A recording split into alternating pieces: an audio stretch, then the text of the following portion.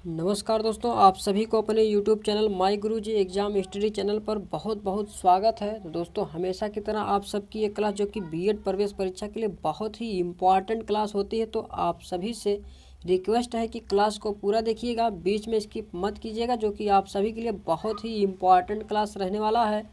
तो क्लास को स्टार्ट करने से पहले एक बार क्लास का समय देख लीजिए, जो कि जीके जीएस का जो क्लास होता है दोपहर में 2 बजे चलता है, और कला वर्ग का जो क्लास होता है 4 बजे शाम को चलता है, और हिंदी स्पेशल का जो क्लास होता है वो शाम को 7 बजे चलता है। तो ये जो तीनों क्लास हैं ये डेली बेसिस पर चलाए जाते हैं, तो आप सभी लोग इसमें जुड़ना मत भूलिएगा।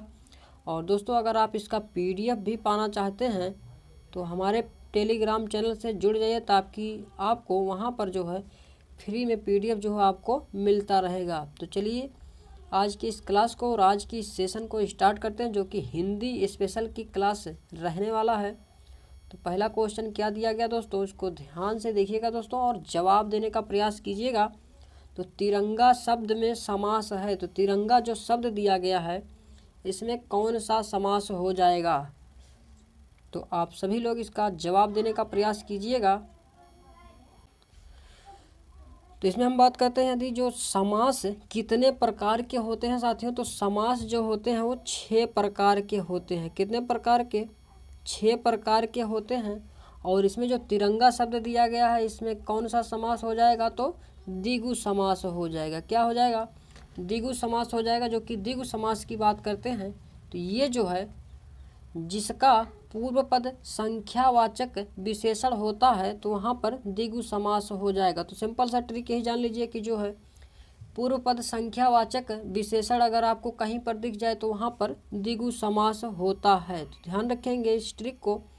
जो कि तिरंगा में बात करते हैं तो इसमें जो 3 जो है ये संख्या का बोध किया जा रहा है, तो यहाँ पर द्विगु समास हो जाएगा। तो याद रखना ऑप्शन जो डी है ये इसका बिल्कुल सही जवाब हो जाएगा। और अगला क्वेश्चन, मूक का विलोम शब्द है। तो बहुत ही मज़ेदार क्वेश्चन पूछा गया, जो कि बहुत ही आसान भी क्वेश्चन है। तो सभी लोग इसका जवाब देने का प्रयास कीजिएगा। तो मूक का विलोम शब्द होता है, क्या हो जाएगा? तो बताइए आप सभी लोग। तो मूक की बात करते हैं, इसका अर्थ क्या होता है? मूक का अर्थ होता है चुप होता है। क्या होता है? चुप होता है, शांत होता है। तो ये सब जो होते हैं मूक के पर्यायवाची होते हैं। तो इसका जो विलोम शब्द हो जाएगा तो क्या हो जाएगा? तो इसका जो विलोम हो जाएगा तो वाचाल, जो बहुत बोलता हो उसे वाचाल कहा जाता है। तो याद रखना जो ऑप्शन डी दिया गया है ये इसका बिल्कुल सही जवाब हो जाएगा। और अगला क्वेश्चन देखिए। तो दोस्तों वीडियो में अंत तक बने रहिएगा, तभी आप सभी को इसका बेनिफिट मिलने वाला है। क्वेश्चन नंबर 78 दिया गया है, निम्नलिखित में से किस शब्द का अर्थ प्रेम है? तो प्रेम का जो अर्थ है वह क्या हो जाएगा? तो आप सभी को इसको बताना है। तो देखते हैं कितने लोग इसका सही जवाब देते हैं। ऑप्शन दिया गया है आकर, सुखद, अनुराग, अलौकिक। तो सभी लोग जवाब देने का प्रयास कीजिएगा। तो इसमें जो सही जवाब हो जाएगा साथियों क्या हो जाएगा? तो अनुराग की बात करते हैं, ये जो है प्रेम शब्द का अर्थ होता है। और इसमें बात करते हैं कि अनुराग का और कौन कौन से शब्द होते हैं जो किसके पर्यायवाची? तो प्रीति होता है। क्या होता है? प्रीति होता है, चाह होता है, स्नेह। ये सब जो होते हैं दोस्तों अनुराग के पर्यायवाची होते हैं। तो ध्यान रखेंगे। और ऑप्शन सी जो है इसका सही जवाब हो जाएगा। तो जितने लोग ऑप्शन नंबर सी को जवाब दे रहे थे वे लोग बिल्कुल सही जवाब हो जाएंगे। और अगला क्वेश्चन, निम्नलिखित में से पत्नी का पर्यायवाची नहीं है। तो पत्नी का जो है पर्यायवाची जो नहीं है आप सभी को बताना है। तो बहुत ही मज़ेदार क्वेश्चन है। तो ऑप्शन है साधर्मिणी, तारणी, गृहिणी और भार्या। तो साधर्मिणी और गृहिणी और भार्या की बात करते हैं साथियों, तो ये जो होते हैं ये पत्नी के पर्यायवाची होते हैं। क्या होते हैं? पत्नी के पर्यायवाची होते हैं। लेकिन तारणी की बात करते हैं, ये जो होता है ये पत्नी का पर्यायवाची नहीं है। तो ध्यान रखेंगे जो तरणी होता है ये किसका पर्यायवाची होता है? तो इसका पर्यायवाची जो होता है नौका होता है। क्या होता है? नौका होता है। तो इसीलिए जो ऑप्शन बी दिया गया है ये इसका सही जवाब हो जाएगा। और नेक्स्ट क्वेश्चन, निम्नलिखित में से किस शब्द का प्रयोग सदैव एक वचन में होता है? तो सभी लोग जवाब देने का प्रयास कीजिएगा। जो ऐसा कौन सा शब्द है सदैव एक वचन में प्रयोग होता है, तो इसमें से आप सभी को बताना है। तो ऑप्शन है दर्शन, प्राण, आंसू और जनता।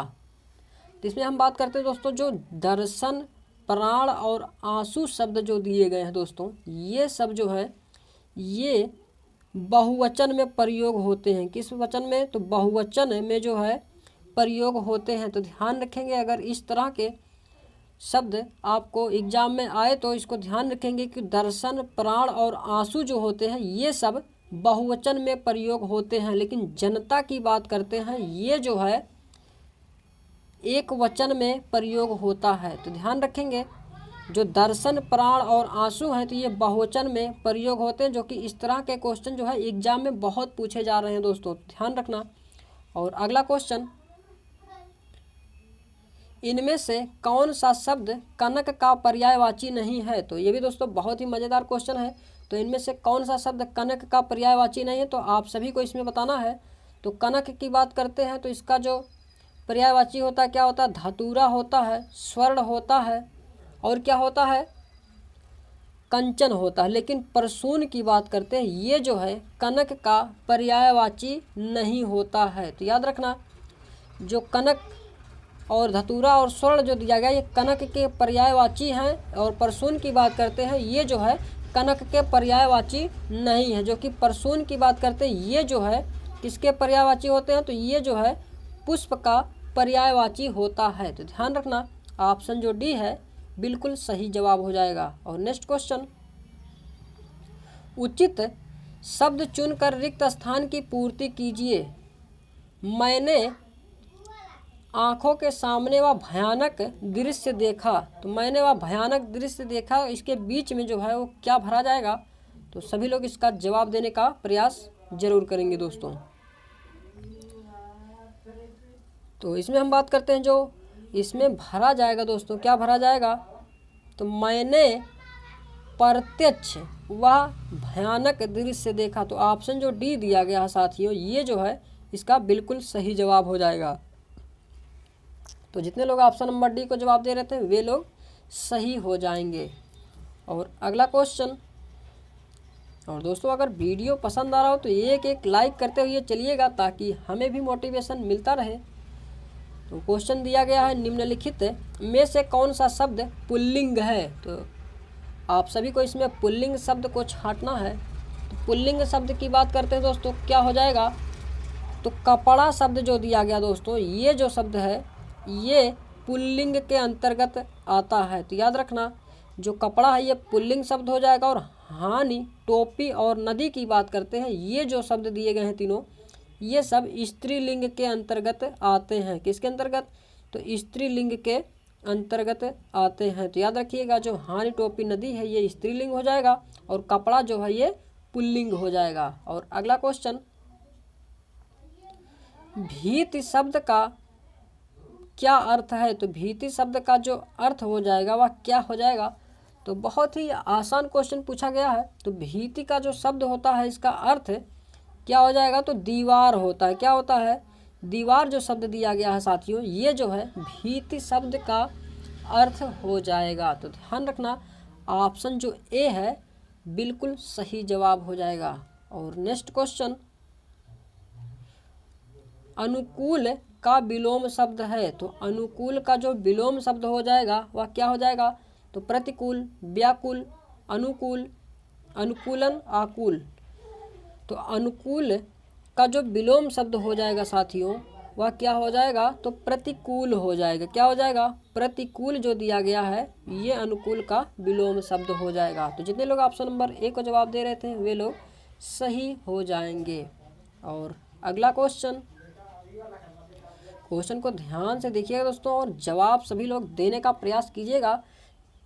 तो क्वेश्चंस की बात करते हैं, जो कि क्वेश्चन 86 है, सन्मार्ग में कौन सी संधि है? तो सन्मार्ग में जो है ये कौन सी संधि हो जाएगी? और दोस्तों बात करते हैं संधि कितने प्रकार के होते हैं? तो मुख्यतः जो होते हैं वो 3 प्रकार के होते हैं। कितने प्रकार के? 3 प्रकार के होते हैं। तो कौन कौन से? तो स्वर, व्यंजन, और तीसरा क्या होता है? तो विसर्ग होता है। क्या होता है? पहला स्वर, दूसरा व्यंजन, तीसरा विसर्ग होता है। और स्वर की बात करते हैं, इसके अंतर्गत कितने प्रकार के संधि आते हैं? तो स्वर संधि के अंतर्गत जो आते हैं 5 प्रकार के होते हैं। कितने प्रकार के? 5 प्रकार के होते हैं, तो ध्यान रखेंगे। और इसमें जो सन्मार्ग में कौन सी संधि है? तो यहाँ पर जो संधि हो जाएगा सन्मार्ग में, तो गुण संधि हो जाएगा। क्या हो जाएगा? गुण संधि हो जाएगा। तो ध्यान रखेंगे, ऑप्शन जो सी दिया गया है ये इसका सही जवाब हो जाएगा। और नेक्स्ट क्वेश्चन, आधा तीतर आधा बटेर लोकोक्ति का अर्थ क्या है? तो आधा तीतर आधा बटेर का जो लोकोक्ति का अर्थ हो जाएगा क्या होगा? तो ऑप्शंस को देखते हैं। बेतुका मेल, शादी में शामिल होना, अलग अलग रहना, भीड़ इकट्ठा करना। तो बहुत ही आसान क्वेश्चन पूछा गया है। तो इसमें जो सही जवाब हो जाएगा वो बेतुका मेल की बात करते हैं। ये जो है आधा तीतर आधा बटेर लोकोक्ति का अर्थ है। तो ध्यान रखना, ऑप्शन ए जो है इसका बिल्कुल सही उत्तर हो जाएगा। और नेक्स्ट क्वेश्चन, गाल फुलाना मुहावरे का अर्थ क्या है? तो गाल फुलाना मुहावरे का जो अर्थ हो जाएगा क्या होगा? ऑप्शन, डींग मारना, लज्जित होना, रूठ जाना, चालबाज। तो सभी लोग जवाब देने का प्रयास कीजिएगा। तो इसमें जो सही जवाब हो जाएगा वह कौन सा हो जाएगा?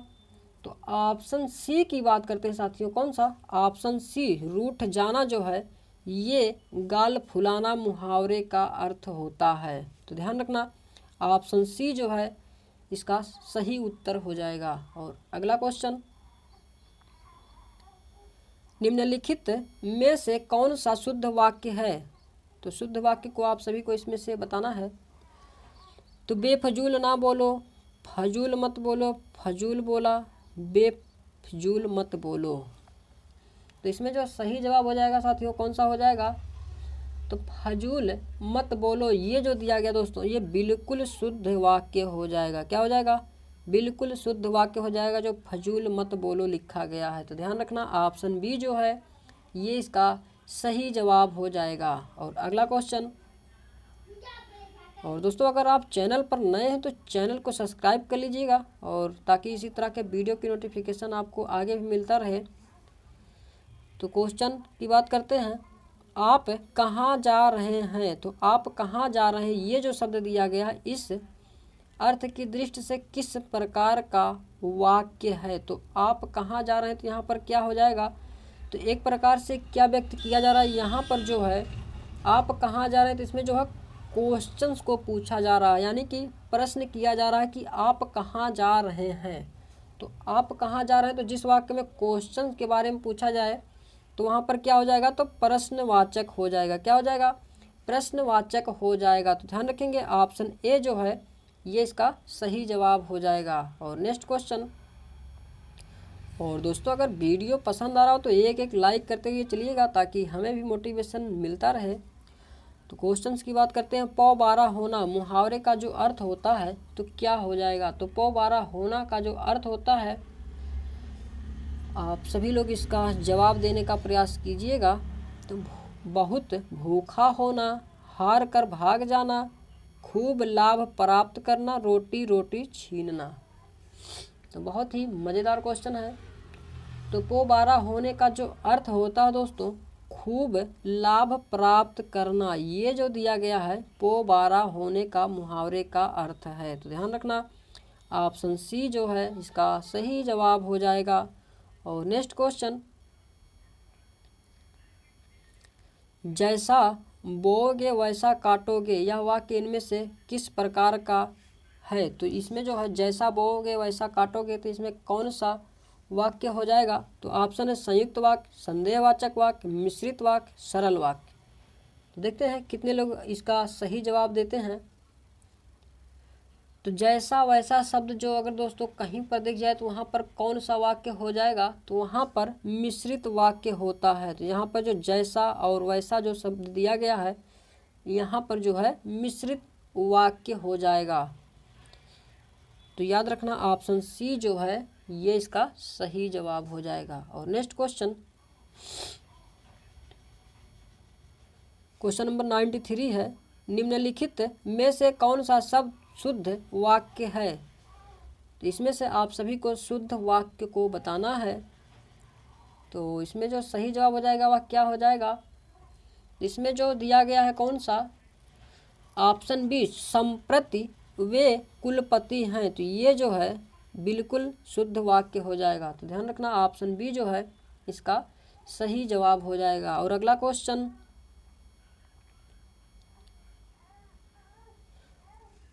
उल्टे बांस बरेली को लोकोक्ति का अर्थ क्या होगा। तो उल्टे बांस बरेली का जो अर्थ हो जाएगा लोकोक्ति का तो क्या होगा।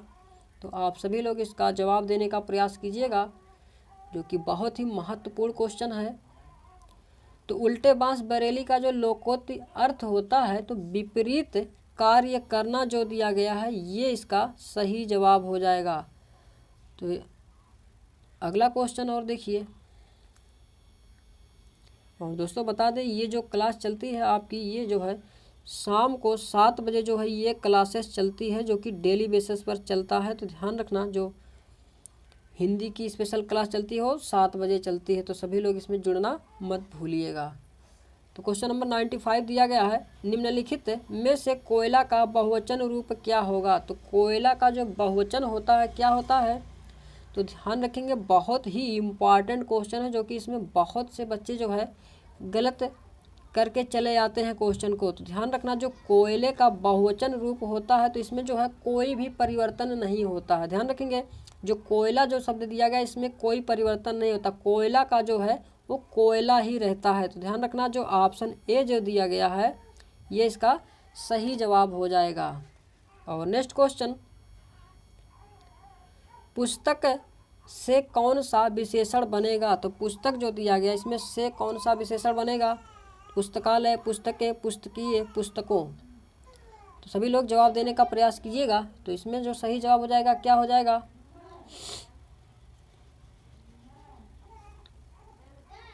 तो इसमें दोस्तों जो है ये अगर लगा देंगे दोस्तों क्या हो जाएगा, पुस्तक में ये शब्द अगर जोड़ देंगे तो क्या हो जाएगा, पुस्तकीय, जो कि इसका विशेषण हो जाएगा। तो क्या होगा, ऑप्शन जो सी दिया गया है ये इसका सही जवाब हो गया, जो कि पुस्तक में क्या दोस्तों, पुस्तक में अगर ई शब्द को जोड़ देंगे तो पुस्तकीय हो जाएगा, जो कि पुस्तकीय जो है ये विशेषण हो जाएगा। तो ध्यान रखना ऑप्शन जो सी है बिल्कुल सही हो जाएगा।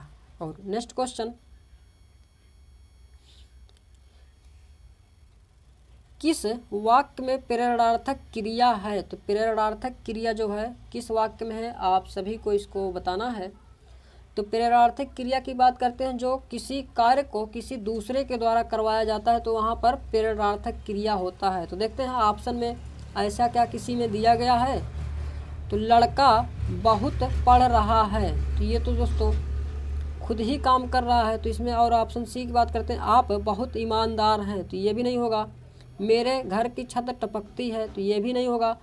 किसान खेत के सूखे पेड़ कटवा चुका, यानी कि जो पेड़ को कटवाया है किसी दूसरे के द्वारा जो है इसको कटवाया है, तो इसीलिए जो है यहाँ पर प्रेरणार्थक क्रिया हो जाएगा। तो ध्यान रखना ऑप्शन जो बी दिया गया है ये इसका सही जवाब हो जाएगा। और नेक्स्ट क्वेश्चन, क्वेश्चन नंबर 98 है, संध्या और रात्रि के बीच का समय के लिए सर्वाधिक उपयुक्त एक शब्द है। तो बहुत ही इम्पॉर्टेंट क्वेश्चन है दोस्तों, इसको ध्यान दीजिएगा। जो संध्या और रात्रि के बीच का समय होता है तो क्या हो जाएगा, तो ऑप्शन है गोधूली, शाम, रात और छाया। तो इसमें जो गोधूली की बात करते हैं, संध्या और रात्रि के बीच का जो समय होता है उसे गोधूली कहा जाता है। क्या कहा जाता है, गोधूली कहा जाता है। तो ध्यान रखना ऑप्शन ए जो है ये इसका सही जवाब हो जाएगा। और नेक्स्ट क्वेश्चन, क्वेश्चन नंबर 99, अंतराल के समानार्थी शब्द के क्रमांक पर चिन्ह लगाइए। तो अंतराल के समानार्थी शब्द के क्रमांक पर जो है आप सभी को इस पर चिन्ह लगाना है। तो ऑप्शन है जिसका पता ना हो, बीता हुआ समय, बीच का समय, आने वाला समय। तो अंतराल की बात करते हैं तो इसमें जो हो जाएगा बीच का समय जो होता है उसे अंतराल कहा जाता है। क्या कहा जाता है? अंतराल कहा जाता है। तो बीच के समय को कहा जाता है। तो ध्यान रखना ऑप्शन जो सी है इसका सही जवाब हो जाएगा। और अगला क्वेश्चन जो कि आज का ये लास्ट क्वेश्चन है, तो सभी लोग जवाब देने का प्रयास जरूर कीजिएगा। ज्ञ को वर्णमाला में माना जाता है। तो ज्ञ वर्ण जो दिया गया दोस्तों, ये जो है किस वर्णमाला में माना जाता है? तो आप सभी को इसका जवाब बताना है। तो इसमें बात करते हैं ज्ञ जो वर्णमाला दिया गया साथियों, ये किसके अंतर्गत हो जाएगा? तो संयुक्त व्यंजन के अंतर्गत हो जाएगा। किसके अंतर्गत? संयुक्त व्यंजन के अंतर्गत हो जाएगा। और बात करते हैं संयुक्त व्यंजन वर्ण कितने प्रकार के होते हैं? तो 4 प्रकार के होते हैं। कितने प्रकार के? 4 प्रकार होते हैं। तो जान लीजिएगा 4 प्रकार कौन कौन से हैं। तो छ हो गया, त्रा, और क्या होता है? ज्ञ, और बात करते हैं एक और क्या होता है? सरा। ये जो होते हैं ये संयुक्त व्यंजन होते हैं। तो ध्यान रखिएगा जो ये 4 वर्ण होते हैं ये संयुक्त व्यंजन होते हैं। तो इसमें जो सही जवाब हो जाएगा ऑप्शन ए हो जाएगा। और स्वर संधि के कितने प्रकार होते हैं? तो स्वर संधि के जो है वो 5 प्रकार होते हैं। कितने प्रकार? तो 5 प्रकार होते हैं। तो ध्यान रखिएगा। तो ये थे दोस्तों सामान्य हिंदी से संबंधित मोस्ट इम्पॉर्टेंट क्वेश्चन दोस्तों, जो कि बीएड प्रवेश परीक्षा के लिए बहुत ही इम्पॉर्टेंट थे। तो आई होप आप सभी को वीडियो पसंद आया होगा। तो वीडियो कैसा लगा आप सब कमेंट करके ज़रूर बताइएगा। और मिलते हैं नेक्स्ट वीडियो में। तब तक के लिए जय हिंद, जय भारत, वंदे मातरम दोस्तों।